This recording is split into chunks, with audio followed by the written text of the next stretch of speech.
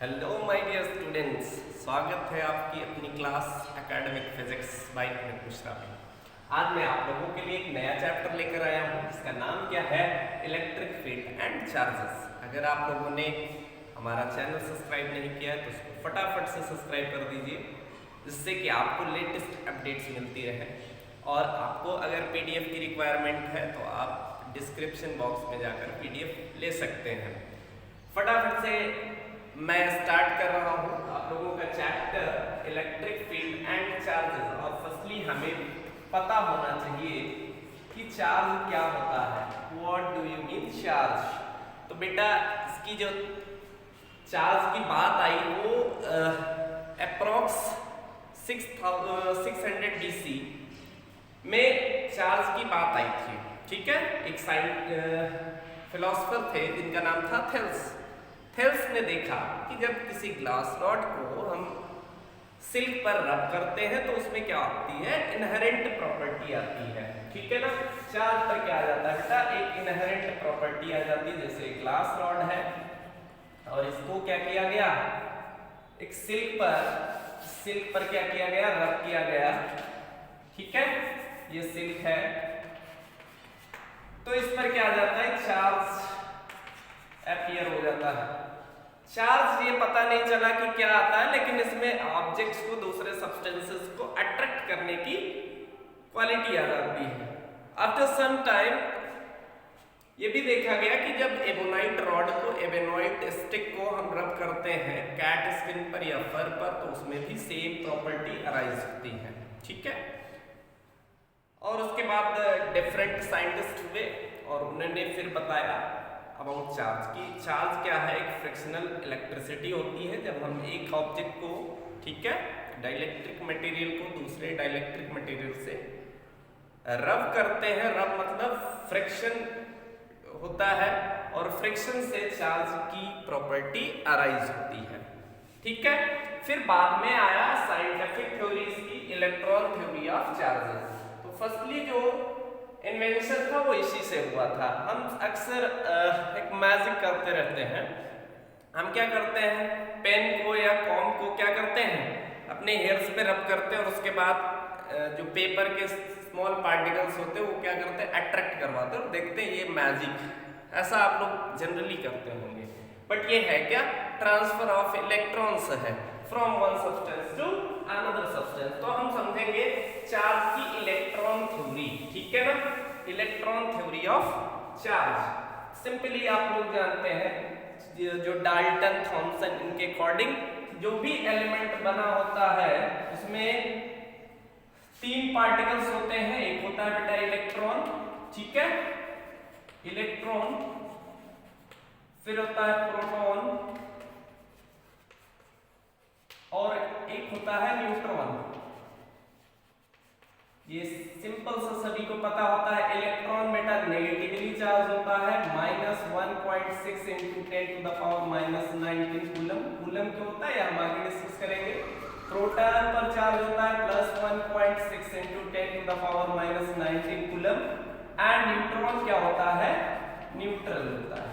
ठीक है, और इन दोनों चार्जेस को ही हम क्या बोलते हैं, बेसिक चार्ज। क्या बोलते हैं, बेसिक चार्ज बोलते हैं। ठीक है, बेसिक चार्ज और fundamental charge. Fundamental charge, okay. Electron and proton को ही हम क्या बोलते हैं, फंडामेंटल चार्ज या बेसिक चार्ज। रीजन जो फॉर्मेशन है एलिमेंट का उन्हीं चार्जेस से है। आप लोग जानते हैं कि न्यूट्रॉन एंड प्रोटॉन एलिमेंट के एटम के सेंटर पर कंसंट्रेटेड होते हैं, जिसे हम क्या बोलते हैं, न्यूक्लियस बोलते हैं। तो सिंपल सा जो न्यूट्रॉन एंड प्रोटॉन होते हैं वो कहां पर कंसंट्रेटेड होते हैं, न्यूक्लियस में। And according to Bohr's theory electrons होते हैं डिफरेंट ऑर्बिट में distributed. Is it clear?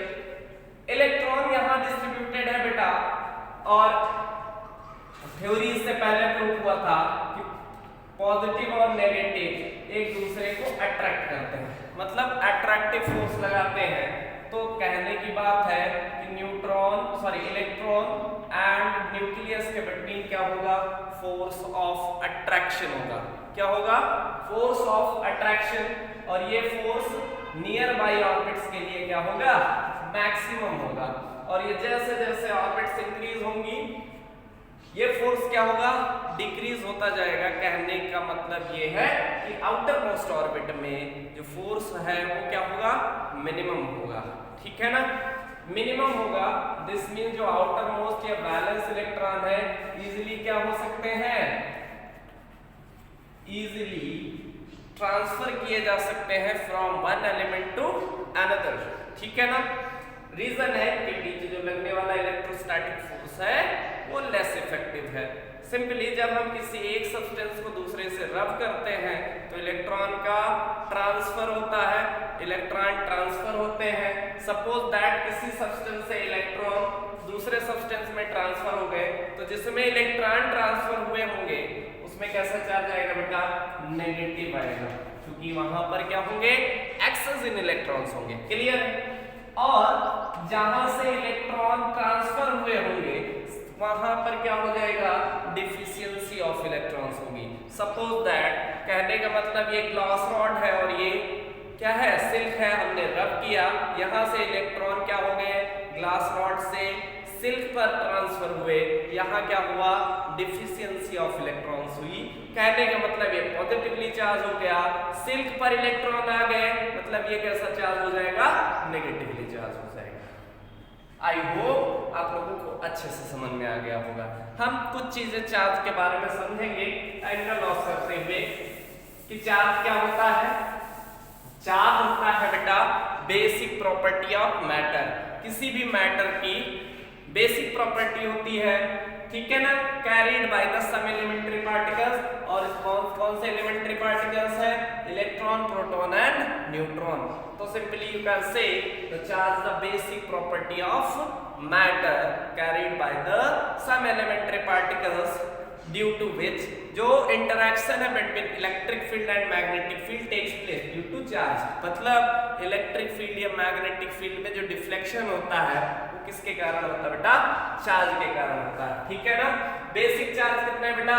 Electron है, ठीक है, प्रोटॉन है एंड न्यूट्रॉन है। Electron, proton and neutron. Neutron होता है न्यूट्रल।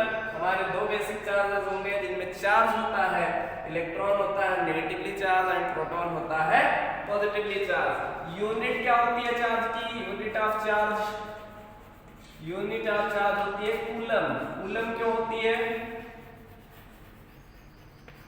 कूलम क्यों होती है? इसके पीछे रीजन ये है कि कूलम ने इन दो चार्जेस के बिटवीन जो फोर्स लगता है उसकी वैल्यू को फाइंड किया था, इसीलिए चार्ज की यूनिट क्या हो जाती है?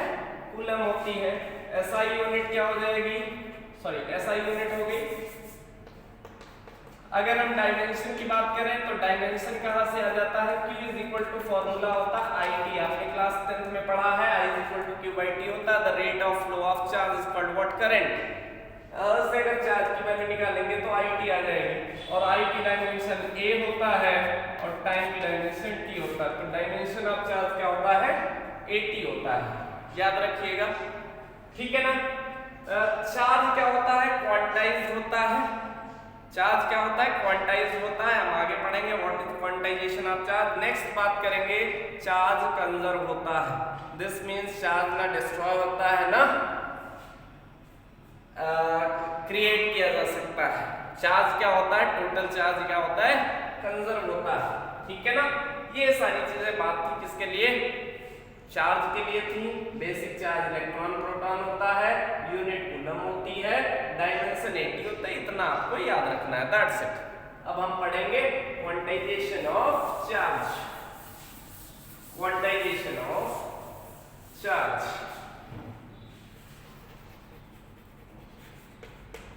Quantization of charge. What do you mean quantization of charge? बेटा ये फॉर्मूला होता है plus minus QE। Q is equal two plus minus NE, plus minus NE। इसका मतलब क्या होता है? और N क्या है? यहाँ पर नंबर ऑफ इलेक्ट्रॉन्स है, number of electrons, and E क्या है? Charge on electron. Charge on electron. Charge on electron कितना होता है बेटा? 1 माइनस का 1.6 इंटू 10⁻⁻⁹ ठीक है ना, ये इतना चार्ज होता है। ठीक है, एक्सेस ऑफ इलेक्ट्रॉन होगा तो बेटा नेगेटिव हो जाएगा, और अगर डिफिशिएंसी ऑफ इलेक्ट्रॉन है तो पॉजिटिव हो जाएगा। इसकी मीनिंग क्या हो जाएगा क्वांटाइजेशन ऑफ चार्ज की? Charge lies in nature in any substance is equal to the integral multiple of basic charge। कि इलेक्ट्रॉन क्या है? बेसिक चार्ज है। सिंपल सा, फिर से समझ लीजिए, charge in any substance is equal to the integral multiple of basic charge. ठीक है ना, बेसिक चार्ज का इंटीग्रल मल्टीपल होता है किसी सब्सटेंस में चार्ज। कहने का मतलब n की वैल्यू कभी फ्रैक्शन में नहीं हो सकती। यहाँ n क्या हो सकता है? वेयर n कंप्लीट नंबर में होगा, 1 हो सकता है, 2 हो सकता है, 3 हो सकता है and so on, but n की वैल्यू 2.5, 2.3 कुछ भी, मतलब फ्रैक्शन में नहीं हो सकता है। कंप्लीट नंबर ऑफ इलेक्ट्रॉन ही किसी एलिमेंट में एग्जिस्ट करेंगे। समझ में आ गई बात? आई होप आप लोगों को समझ में आ गया होगा what is quantization of charge. Repeat कर रहे हैं, quantization of charge means the number of electrons या the charge lies in any substance is equal to the integral multiple of basic charge। ठीक है ना, ये बात हो गई। अब अगर किन्हीं दो फोर्स, ये पिन पॉइंट से आप लोग याद कर लीजिएगा, अगर किन्हीं दो चार्जेस के बीच जो लगने वाला फोर्स है उसे ही हम क्या बोलते हैं? Electrostatic force. Force between two charges is known as what? Electrostatic force. क्या बोलेंगे? Electrostatic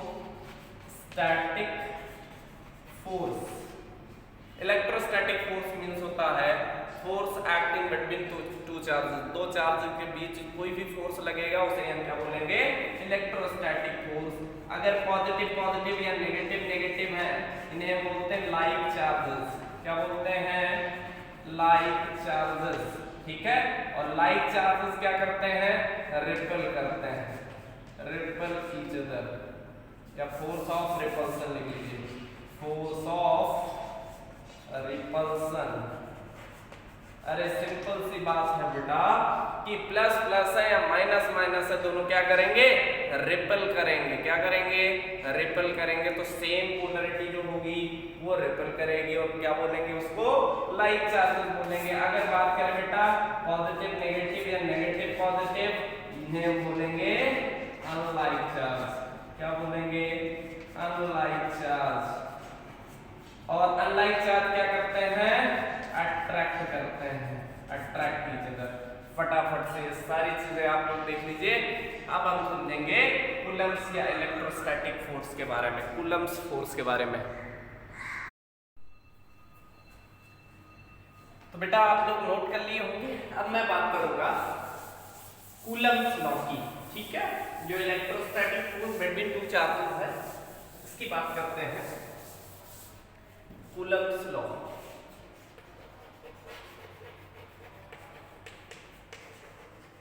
Coulomb's law. सपोज बेटा दो चार्जेस हैं, here is plus Q1 and here is plus Q2। ठीक है, और दोनों के बिटवीन डिस्टेंस हमने कंसीडर कर ली small r। there is a distance between the charges small r। Okay, तो सिंपली जो इनके बीच लगने वाला इलेक्ट्रोस्टैटिक फोर्स है वो डायरेक्टली प्रोपोर्शनल होगा product of magnitude of charges. मतलब जो चार्जेस होंगे उनके मैग्नीट्यूड के डायरेक्टली प्रोपोर्शनल होगा electrostatic force, and inversely proportional to the square of the distance. मतलब इनके बीच जो डिस्टेंस होगी उसके स्क्वायर के इनवर्सली प्रोपोर्शनल होगा। ठीक है ना, दिस मींस जितना ज्यादा डिस्टेंस होगी उतना ही फोर्स कम होगा। दोनों को अगर कंबाइन करेंगे ऑन कंबाइनिंग, तो कंबाइन करेंगे आ जाएगा F proportional to Q1 Q2 upon में R square. Proportionality sign remove होता है तो ये कांस्टेंट ऐड होगा 1 upon 4 pi epsilon naught Q1 Q2 by R square. Is it clear? यहाँ ये टोटल जो टर्म यूज हुआ है वो कांस्टेंट है 1/4 पाई एप्सिलॉन नॉट। यहाँ पर 1/4 पाई एप्सिलॉन नॉट की जो वैल्यू होती है होती 9 × 10⁹ अगर हम इसकी यूनिट निकालना चाहें तो ये इस साइड आ जाएगा तो Fr² और कूलम नीचे जाएगा तो F न्यूटन हो जाएगा, R की हो जाएगी यूनिट मीटर स्क्वायर और अपॉन कूलम स्क्वायर। ठीक है, जहाँ ये वैल्यू ये सारी चीजें कांस्टेंट है, यहाँ एप्सिलॉन नॉट ये एप्सिलॉन नॉट बोलते हैं वेयर एप्सिलॉन नॉट क्या है? Epsilon not is called permittivity of free space, permittivity of free space, permittivity of free space means जो स्पेस है मीडियम है बिटवीन द चार्जेस या तो वैक्यूम है या एयर है। बात समझ में आई? यानी एप्सिलॉन नॉट किसके लिए यूज हुआ है? मीडियम के लिए यूज हुआ है। Between the charges the medium is what? Air और वैक्यूम। ठीक है ना? दिस मींस अगर कोई दूसरा मीडियम है तो एप्सिलॉन नॉट ना करके दूसरा कांस्टेंट यूज करते हैं। तो सिंपल सी बात है, ये जो फोर्स है वो बिटवीन द ये मीडियम कैसा होना चाहिए? एयर या वैक्यूम होना चाहिए। ठीक है, एक ये फोर्स है और उसके बीच में जब एप्सिलॉन जो क्वांटिटी यूज की जाएगी कौन सी होगी? एप्सिलॉन नॉट होगी और एप्सिलॉन नॉट की जो वैल्यू होती है वो कितनी होती है? 8.85 × 10⁻⁻12। यूनिट क्या हो जाएगी? एप्सिलॉन नॉट की यूनिट निकालना है तो एप्सिलॉन नॉट को ट्रांसपोज करेंगे इधर, ये आ जाएगा Q1 Q2 और अपॉन में F × R²। Q1 Q2 का हो जाएगा कूलम स्क्वायर अपॉन F के हो जाएगा न्यूटन और मीटर स्क्वायर। तो ये यूनिट हो जाएगी। अगर हम डायमेंशन की बात करें, बहुत इंपॉर्टेंट, यूनिट एंड डायमेंशन, अक्सर एप्सिलॉन नॉट की यूनिट एंड डायमेंशन की बात करते हो चाहे किसी कॉम्पिटिटिव एग्जाम में हो या बोर्ड्स में हो। एप्सिलॉन नॉट की यूनिट एंड डायमेंशन बहुत ही इंपॉर्टेंट है। तो डायमेंशन कैसे आ जाएगी? कूलम की हमने इससे पहले बताया है AT होता है क्योंकि कूलम स्क्वायर है, that is A²T² upon Newton की क्या हो जाएगी? mL⁻², एंड मीटर की क्या हो जाएगी? L²। सॉल्व करिए इसको तो m ऊपर चला जाएगा, m इनवर्स हो जाएगा, L क्यूब हो जाएगा तो L⁻³ t ऊपर चला जाएगा तो t⁴ हो जाएगा एंड A² हो जाएगा। This is the dimension of epsilon naught, dimension of epsilon naught. I hope आप लोगों को अच्छे से समझ में आ गया होगा। तो ये सारी चीज हो गई कूलम्स लॉ के बारे में। ठीक है, अब हम बात करेंगे कि जो मीडियम क्या हो बेटा? डिफरेंट टू एयर और वैक्यूम हो, मतलब चार्जेस के बिटवीन एयर या वैक्यूम के अलावा कोई मीडियम हो, लाइक वैक्स, ठीक है, ऑयल। तो यहाँ पर सारी चीजें हम इरेज कर रहे हैं और फिर आगे की कुछ पिन पॉइंट समझेंगे। ठीक है, समझेंगे कि इफ एनी मीडियम लाइक कोई मीडियम जैसे हो वैक्स हो, मोम, wax, oil, paper etc. is kept in between the charges के बीच क्या हो बेटा? कोई मीडियम हो, देन तब फोर्स की वैल्यू क्या हो जाती है? तब फोर्स लगेगा मीडियम के बिटवीन, तब फोर्स की वैल्यू हो जाती है F = 1/4 पाई एप्सिलॉन यूज होता है। यहाँ पर क्या होता है? एप्सिलॉन Q1 Q2 अपॉन में R²। ठीक है, और यहाँ एप्सिलॉन क्या है? रिलेटिव परमिटिविटी, वेयर एप्सिलॉन क्या है? relative permittivity, relative permittivity, clear, where epsilon is called what, relative permittivity, okay. और रिलेटिव परमिटिविटी की वैल्यू कितनी होती है, k एप्सिलॉन नॉट होती है। अब यहाँ से k की वैल्यू क्या आ जाएगी, k इज इक्वल टू आ जाएगा एप्सिलॉन अपॉन एप्सिलॉन नॉट, जहाँ k एक यूनिट लेंथ कांस्टेंट है, where k is called what, k is known as dielectric constant. k को ही हम क्या बोलते हैं, डाइलेक्ट्रिक कांस्टेंट बोलते हैं, जो यूनिटलेस होती है। और मेटल के लिए k की वैल्यू होती है बेटा इन्फिनिटी, और वाटर के लिए होती है अप्रॉक्स 81। अगर हम k की यहाँ से एप्सिलॉन की वैल्यू पुट करेंगे यहाँ पर, तो हमारे पास फॉर्मूला आ जाएगा Fm is equal to 1/4 pi epsilon naught k q1 q2 upon में r²। This is the force acting on the medium। अगर चार्जेस के बीच कोई मीडियम है बेटा, तो ये फोर्स लगेगा, k इसमें एक्स्ट्रा होता है। अगर हम इन दोनों को डिवाइड करेंगे तो एक फॉर्मूला आ जाएगा F/Fm is equal to k, ठीक है ना। यहाँ यह फोर्स F वैक्यूम में लगने वाला फोर्स, और Fm क्या है, मीडियम में फोर्स है, और k क्या है बेटा, डाइलेक्ट्रिक कांस्टेंट है, डाइलेक्ट्रिक कांस्टेंट है जो यूनिटलेस होता है, ठीक है ना। तो ये सारी चीजें आज थी जो हमने आप लोगों को बताया। नेक्स्ट क्लास में हम समझेंगे vector form of Coulomb's law and addition of the charges, मतलब सुपरपोजिशन ऑफ चार्जेस। अगर एक से ज्यादा चार्जेस तो उनके बिटवीन के फोर्स कैसे वर्क करेगा, ठीक है। आप लोग अच्छे से वीडियो देखिएगा। कोई क्वेरी है तो आप लोग सिंपल सा कमेंट कर देना है, आपको लाइक कर देना है, चैनल को सब्सक्राइब कर देना है। इसके अलावा अगर आपको पीडीएफ चाहिए तो डिस्क्रिप्शन बॉक्स में गिवन है, आप लोग उसको डाउनलोड कर सकते हैं। Thank you all.